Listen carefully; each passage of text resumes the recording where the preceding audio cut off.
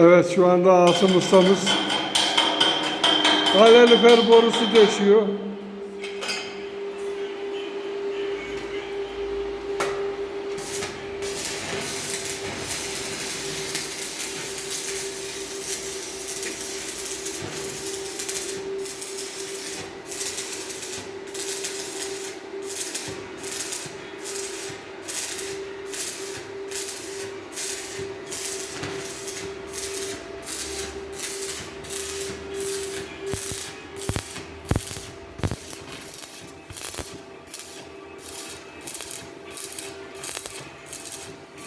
Adam usta ya, şuna bak.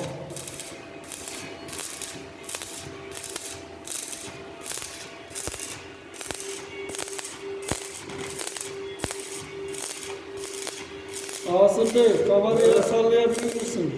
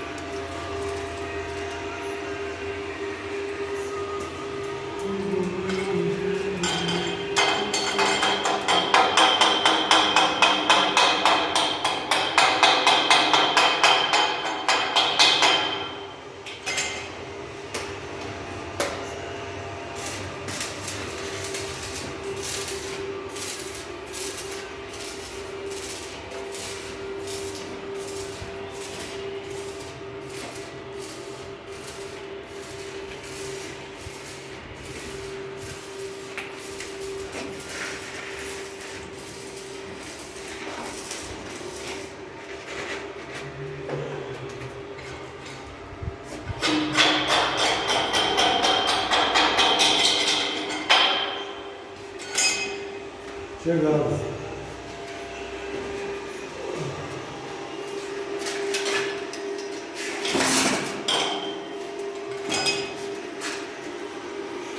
Usta çalışıyor, çırak yatıyor. Evet. Nasıl iş lan? Vallahi ya. Allah Allah, ben de anlamadım.